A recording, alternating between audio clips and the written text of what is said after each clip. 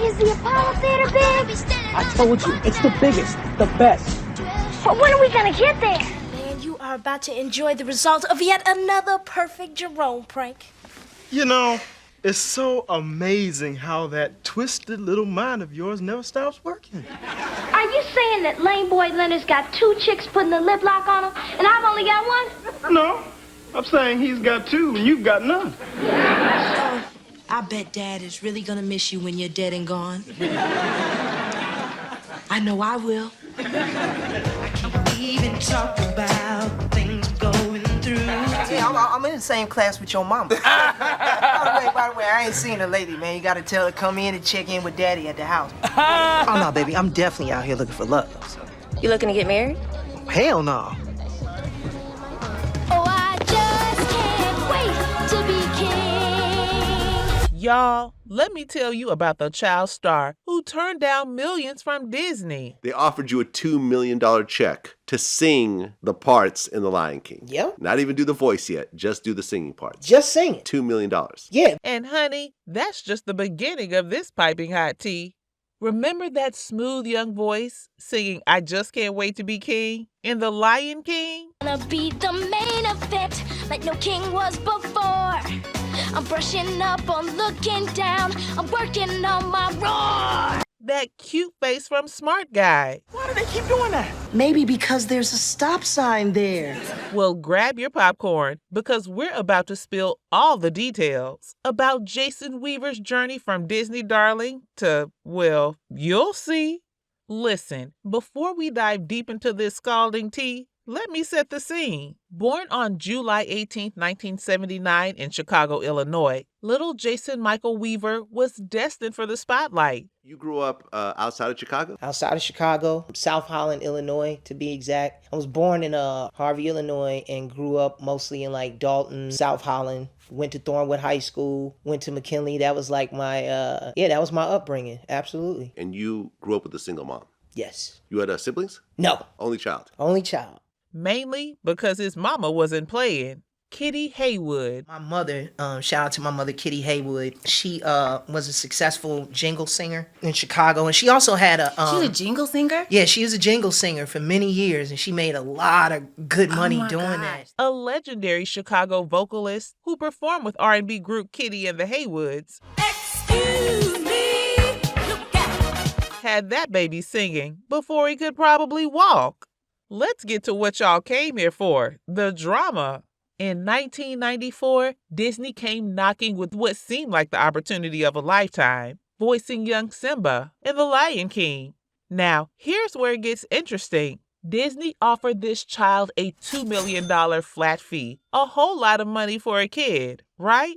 But Jason's mama, baby, she was thinking long term. She negotiated a $100,000 payment plus royalties. Disney just would write a blank check, huh? They'll write it, and that was the thing that struck my mom. She was like, because our agent called and was like, Kitty, they offered Jason this. And we were all like, holy shit, are you sick? I mean, that amount of money to average middle-class family in Chicago in the early 90s, that's something. But immediately my mom goes, wait a minute. After the initial excitement wore off, she's like, wait a minute. Okay, if they're willing to do that, okay, so that's it? That's all he'll ever get for like the remainder of his life. They were like, that's it. He takes the money. That's it. She was like, nah, let's negotiate. Let's negotiate based off of royalties. And this was definitely at a time that when Disney wasn't doing those kind of deals. Unless you were like Peebo Bryson or somebody like that, like already an established huge pop star that they had recruited. I'm sure his deal was way different than anything that they would offer a relatively no name at that time. So when they offered that deal, it was really just to take this money and go. Because I think they knew and forecasted that they were going to make a ton of money and $2 million next to hundreds, if not billions of dollars that they've made off of this franchise. Like, I mean, man, they got the Animal Kingdom and Disney World that's themed off of the Lion King. They got dolls and t-shirts and video games. And I mean, I got a platinum plaque for a storybook that they released. You know what I'm saying? That was really just a storybook with my song in it. That decision, it's now earned Jason over $1.9 million and still counting. You turned down the $2 million deal. Yep. So you took less money with with royalties? Absolutely. Was it like $1 million, or do you remember how much it was? No, it was relatively low. I think it was like 100,000. You went from $2 million to 100,000. Yep. In order to get royalties. So you could play the long game. To being offered $2 million up front, and your mom was smart enough to turn that down. Absolutely. Shout out to my mother. No, I mean, So you gave up $1.9 million.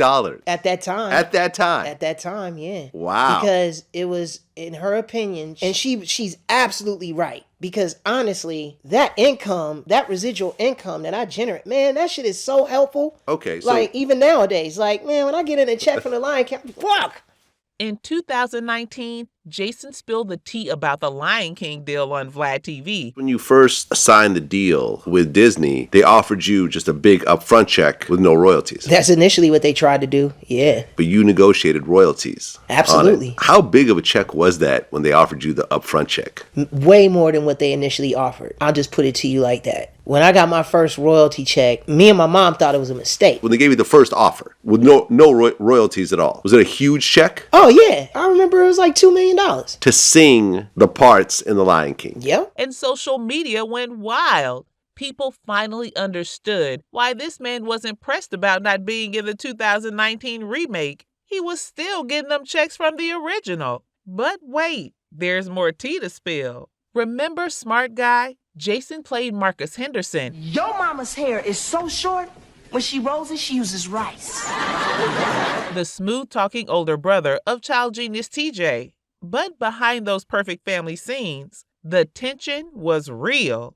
Tensions close to the show claimed there were heated disagreements between Jason and the producers about his character's direction. In the very beginning, when these networks were launched, it had a lot of content that was geared towards African American or minority audiences to bring in the viewers. Because they knew we were going to sit down and look at it. And after a while, when they're looking to attract a wider audience, a more mainstream audience, then they'll go, okay, well, what show can we fit in this time slot now that can cater to that audience that we're trying to attract? So that's essentially what happened. So it was doing well. It was doing well, but it was just the network was like, okay, well, we want to try something different. We're kind of moving in a different path now. This has been fun. It's actually a Disney show. So Disney, if they want to continue to put it on Disney Channel, which they did, they can, but we as the WB are gonna move in a different direction now. So therefore we're gonna switch up, I mean, it's just business. How old were you at the time? 19, 20. So you were well seasoned. Yes, I knew what it was. I mean, I was disappointed that we couldn't continue to go on, but I knew what they were trying to do, and I knew that at the end of the day, maybe for that time being, we served our purpose. We made some great money. We had some great experiences together. These are still people that I still talk to and interact and hang out with to this day. That's everyone? Yeah, so no, I walked away from that experience like not feeling that we were shortchanged in any kind of way. Now, I wish we could have went into syndication where the residual checks could have been way bigger than what they are now, but the residuals that we get in now aren't that bad. Like, we may not be a fully syndicated show. They wanted Marcus to be more of a typical dumb jock, but Jason wasn't having it. He fought for Marcus to have more depth, more soul, more everything. So don't do anything that I wouldn't do. You know that I was joking, right? Because there's nothing I wouldn't do.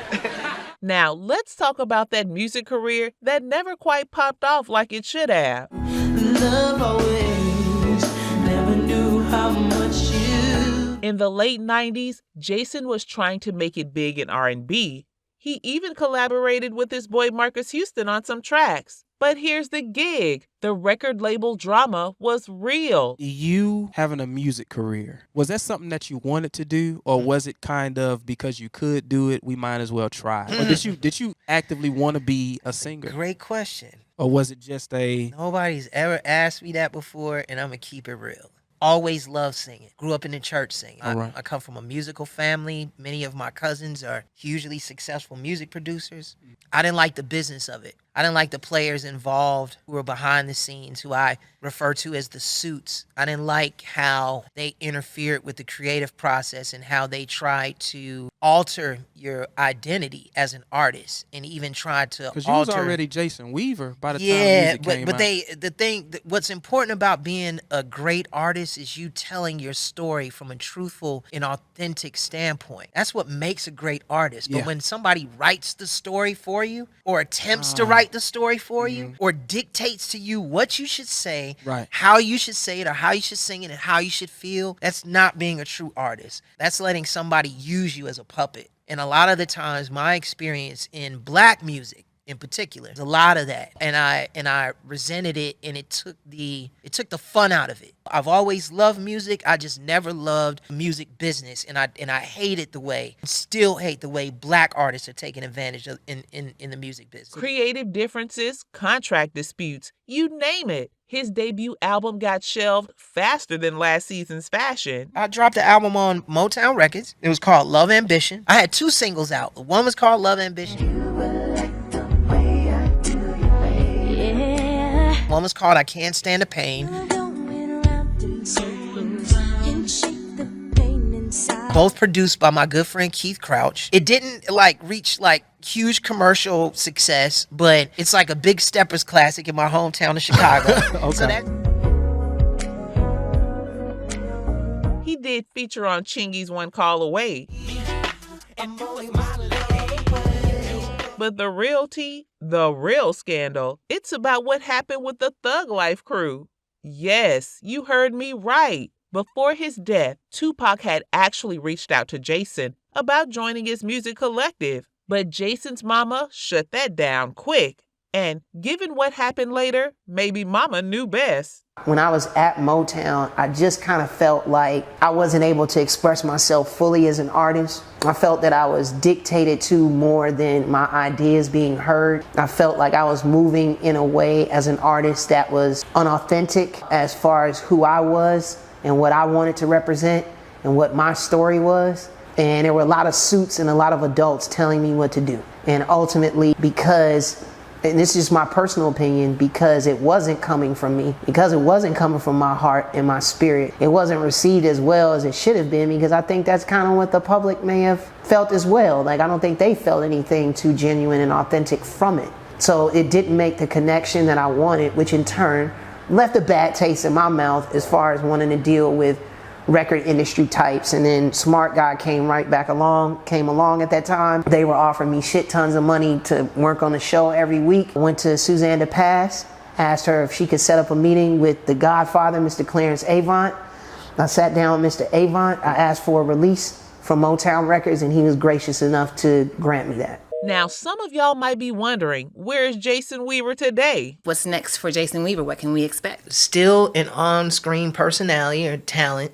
I'm focusing more of my energy into developing and producing content. I have a production company, became a partner in recently alongside with Antonio Reed Jr., L.A. Reid's son, that are familiar voices within music but are playing characters outside of themselves. Oh my gosh, and the persona that they project, you know what I'm saying, as Uh-huh. an artist. I just launched a new sports and entertainment podcast called Stat Lines Matter. But I host that show alongside with my cousin and also accomplished music veteran and executive Mark Stewart. Well, honey, he's been keeping it surprisingly low-key, but still in the game.